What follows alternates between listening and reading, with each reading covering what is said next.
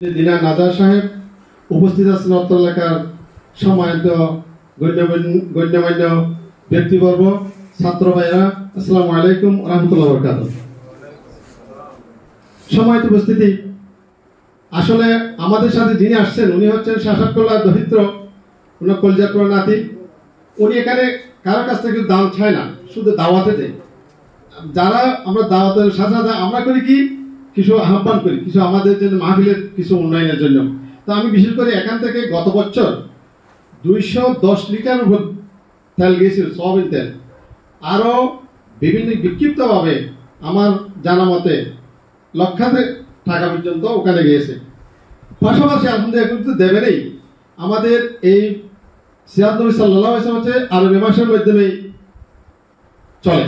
রবিউল আউয়াল 11 রবিউল হতে 29 রবিউল আউয়াল চলে। এই সব সময় মাসটা বছরের 15 দিন সামনে রেখে এগিয়ে যায়। এগিয়ে যাওয়ার কারণে আমাদের বর্ষাত আসে, গ্রীষ্ম আসে, শীত আসে। এই মুহূর্তে কিন্তু যে চলছে আর বর্ষা খুব বেশিরভাগ বর্ষা হচ্ছে, আগামী বছর আরও বেশি হয়ে পড়বে, পরবর্তী একটু কমতে পারে। তবু আমরা গত বছর একটা আমাদের নজর আসছে যে 18তম দিন পর্যন্ত খুব বেশি বৃষ্টি হয়েছিল। 18 দিনে আমরা শেষের দিন তো কুমার ভয় পাইছিলাম, আমাদের এতগুলো লোক সমাগম বেশি হয়, এখানে আমরা বসাবো কোথায়।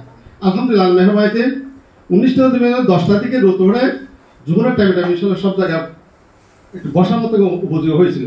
তাই আমরা এবছর আপনাদের দানের পাশাপাশি আমাদের বিশাল মাঠ, কিন্তু যে জায়গা আছে এটা যে প্যান্ডেল পর্যন্ত আমাদের ইটসলিং আছে, প্যান্ডেলের কিছু বাইরে পর্যন্ত, কিন্তু ওখানে লোক সমাগম হয় না। তাই আপনাদেরকে এখানে আপনারা যারা আগে দান করছেন, সারা আপনাদের মধ্যে আপনার প্রবাসী আছে, এখানে কোম্পানি আছে, আমি জানি বান্ধবরা অনেক প্রচার লোক আছে। আপনারা যদি আমাদের এই মাহফিলের মাঠের জন্য কিছু ব্যবস্থা করে দেন, এটা সৎকার হিসাবে। আমরা একটু মৃত্যু ব্যক্তির মানে 3টা সৎকার কথা শুনি। একটা নেককার ছেলে, আরেকটা যে এলমের উনাম মৃত্যু ভরে এলম জারি থাকে, আরেকটা সর্বশেষ হতে সৎকায় যায় মাদ্রাসা, মসজিদ, রুট এবং এগুলি হচ্ছে সৎকায় যায়। তা আমি মনে করব এটা শুধু মৃত্যু ব্যক্তির লাশ সামনে নিয়ে এই বক্তব্যটা আগাছে মোহতারাম হুজুর তারা সব আছেন, এই কথাটা মেসেজটা যদি আগে ভাগে দেন যে আমি মরে যাব, আমার বলার একটু আমাকে কিছু করার একটা উৎসাহ আসবে।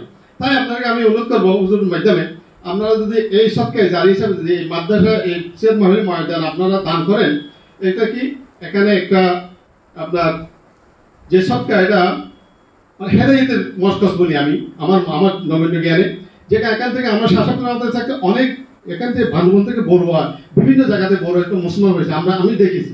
আমি শাসক কলার দৈন পেশ মাহফিলে তো তখন আমি পানি খাবো সাকি ছিলাম, আমরা পানি খাবো।